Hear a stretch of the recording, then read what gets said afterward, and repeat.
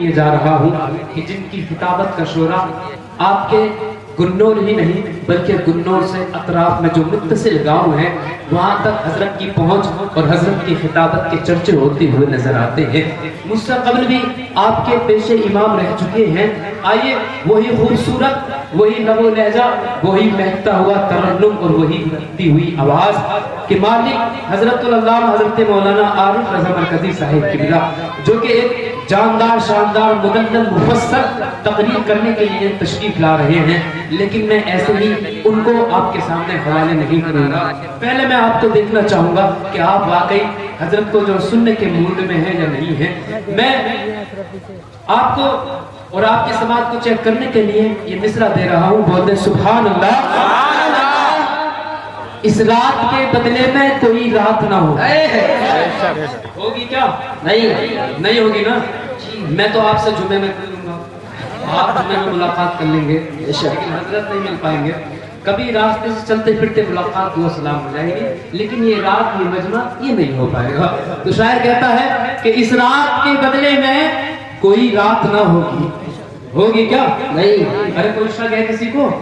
تو بولو نا یا رسول اللہ، یا رسول اللہ، ارے تکبیر، پتی پتی پھول پھول، یا رسول، یا رسول، پتی پھول پھول، یا رسول، یا رسول۔ رات کے بدلے میں کوئی رات نہ ہوگی، اس بات کے بدلے میں کوئی بات نہ ہوگی، اور ملنے کو تو یوں سوال ملیں گے ہم، لیکن یہ محفل، یہ مجمع، یہ ملاقات نہ ہوگی۔ یہ محفل، یہ مجمع، یہ ملاقات نہ ہوگی۔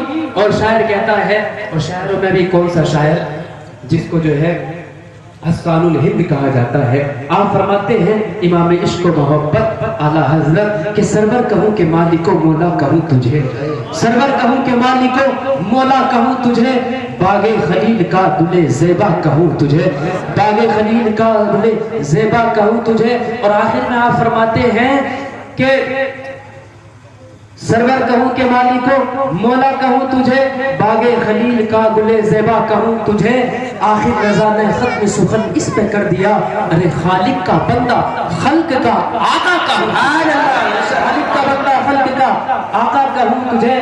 آئیے آنے والے مہمان کا ویلکم سواگتم نعرے تکبیر و رسالت کی فضاؤں میں کر دیا جائے۔ میری آواز کے ساتھ اپنی آواز کو ملائیں اور ایک زوردار نعرہ حضرت کے آنے سے پہلے لگا لیں، اور اس کنجوسی کو چھوڑتے ہوئے اپنی آواز کو میری آواز کے ساتھ اور ہاتھوں کو فضاؤں میں لہراتے ہوئے بولے نعرے تکبیر۔ کچھ ہاتھ نکال رہے ہیں، کچھ نے ہاتھ نہیں نکال رہے ہیں۔ آپ جس کے پاس ایک ہاتھ ہے وہ ایک ہی اٹھا دے، اور جس کے پاس دو ہیں وہ دو ہاتھ اٹھا دے اور بولتے نعرے رسالت، علماء اہل سنت، جشن عید میلاد النبی، نعرے تکبیر، نعرے رسالت۔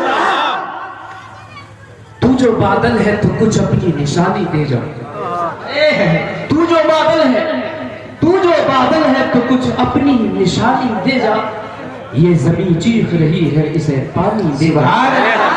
تو جو بادل ہے تو کچھ اپنی نشانی دے جا، یہ زمین چیخ رہی ہے اسے پانی دے جا، آ پھر ضرورت زمانے کو تیری آواز کی ہے، آ میرے پیارے آ کر کے کوئی پیغام زبانی دے جا۔ اللہ اللہ اکبر۔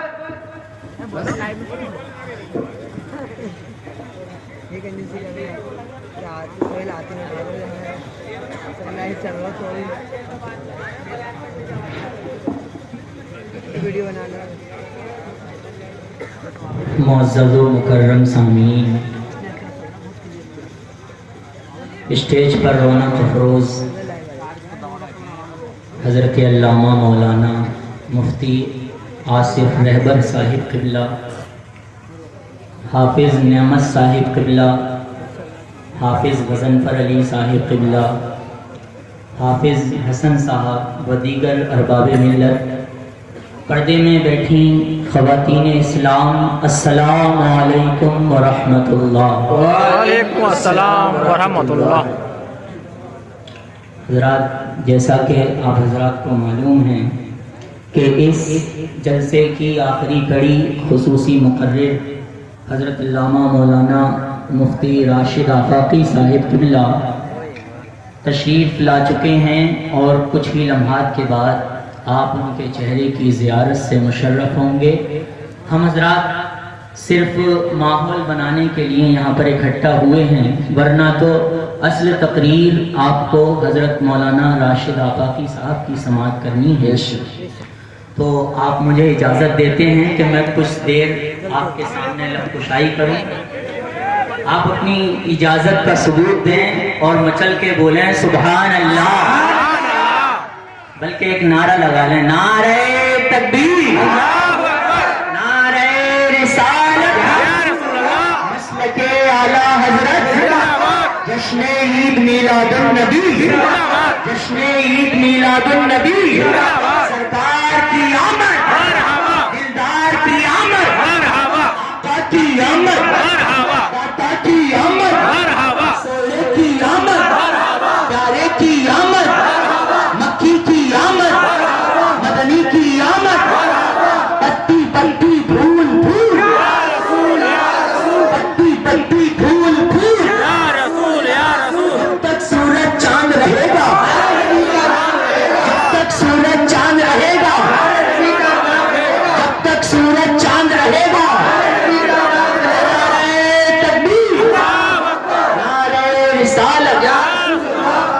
ماشاءاللہ مجمع بہت بیداری کے ساتھ یہاں پر حاضر ہے۔ میں اپنی بات کو شروع کرتا ہوں۔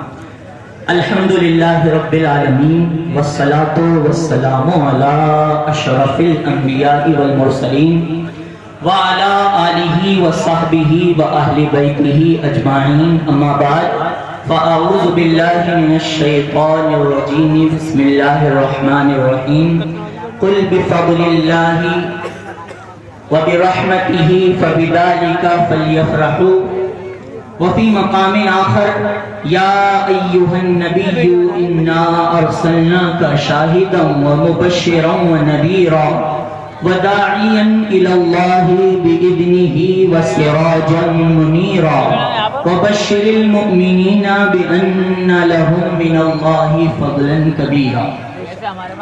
صدق اللہ مولانا العظیم وبلغنا رسولہ النبی الامین المتین المبین المکین المعین المغیث الکریم ونحن علی ذلک لمن الشاہدین والشاکرین والحمد للہ رب العالمین۔ آئیے سب سے پہلے ہم اور آپ انتہائی خلوص و محبت کے ساتھ رسول اکرم نبی اعظم نیر محتشم فخر آدم و بنی آدم حضور احمد مجتبی محمد مصطفیٰ ارواحنا فدا صلی اللہ تعالی علیہ وآلہ وسلم کی بارگاہ ناز میں درود و سلام کا ہدیہ نچھاور کریں اور کہیں میرے ساتھ الصلاۃ والسلام علیک یا رسول اللہ، الصلاۃ والسلام علیک یا نبی اللہ، الصلاۃ والسلام علیک یا حبیب اللہ، وعلی آلک واصحابک سیدی یا رسول اللہ صلی اللہ تعالی علیہ وسلم۔ حضرات محترم، مجھے کوئی لمبی چوڑی تقریر نہیں کرنی ہے، بس میں میلاد کے تعلق سے چند ثبوت دے کر آپ کی سماعتوں سے رخصت ہو جاؤں گا۔ آپ حضرات نے مجھ سے پیشتر بہت اچھے لہجے سنے، نعت بھی سماعت کی، حمد بھی سنی اور بھی اشعار سنے۔ اگر آپ کی اجازت ہو تو ماحول بنانے کے لیے چند شعر میں نعت پاک کی پیش کرتا ہوں اور آپ کی سماعتوں کو جھجوڑنا چاہتا ہوں، اور ان 4 شعروں میں انشاءاللہ میں آپ کو مدینے سے لے کر کے اجمیر تک کا سفر کروں۔ سبحان اللہ۔ تو آپ اپنی بیداری کا ثبوت دیں اور مچل کے بولیں سبحان اللہ۔ تو بات ہم درود پاک سے شروع کرتے ہیں۔ شاعر کہتا ہے درود پاک کا پیارا وظیفہ بھیج دے، درود پاک کا پیارا وظیفہ بھیج دیتے ہیں، درود وظیفہ بھیج دیتے ہیں. مچل کے بولیں سبحان اللہ.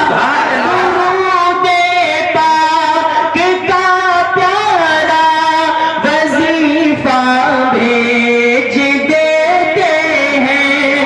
درود پاک کا پیارا وظیفہ بھیج دیتے ہیں. صدا اس دل کی پل بھر میں مدینہ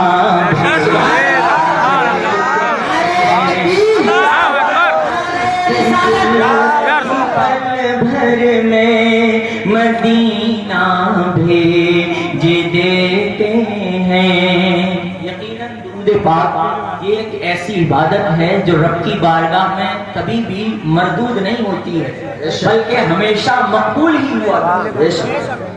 اور اب میں بات کرنے جا رہا ہوں اس عاشق کی کہ جو عاشق مدینے میں جائے, پیارے آقا کے روزے کے سامنے وہ حاضر ہو اور وہیں اس کا دم نکل جائے. تو ایسے عاشق, شاعر نے بس اسی کی منظر کشی کی ہے اور شاعر کہتا ہے کوئی عاشق مدینے میں اگر دم توڑ دیتا ہے, کوئی عاشق مدینے میں اگر دم توڑ دیتا ہے, اسے خلد بری سرکار, اسے خلد بری سرکار سیدھا بھیجا, اسے خلد بری سرکار سیدھا بھیج دے. اب مدینے کا سفر ہو چکا ہے کچھ شیروں میں, اب آ جائیں بغداد شریف کی طرف. کہاں آنا ہے؟ بغداد شریف کی طرف. آپ اپنا تصور جمائیں اور یہ شعر سنیں. اور آپ نے سنا ہوگا علماء کی زبانی کہ حضور غوث اعظم کی شان یہ تھی کہ اگر کوئی مردہ آتا تھا بارگاہ غوثیت میں تو وہ زندہ ہو جاتا. منظر کشی کرتے ہوئے شاعر کہتا ہے ہمارے غوث اعظم کی کرامت تو ذرا دیش, ہمارے غوث اعظم کی کرامت تو ذرا دیکھو. اگر مردہ کوئی آئے, اگر مردہ کوئی آئے تو زندہ بھیج دیتے ہیں. اگر مردہ کوئی آئے تو زندہ بھیج دیتے ہیں. صدا اس دل کی پل بھر میں مدینہ بھیج دیتے ہیں. اور اب آخری شعر سنیں اور اجمیر میں تصور جمائیں, کیونکہ ہم رسولوں والے بھی ہیں اور ولیوں والے بھی ہیں. تو نبی کی بات ہو گئی, حضور غوث اعظم کی بات ہو گئی, یعنی مدینے اور بغداد کی بات ہو چکی ہے. اب آخری شعر اجمیر شریف کی سرزمین پر تصور جمائیں اور سماعت فرمائیں. شاعر کہتا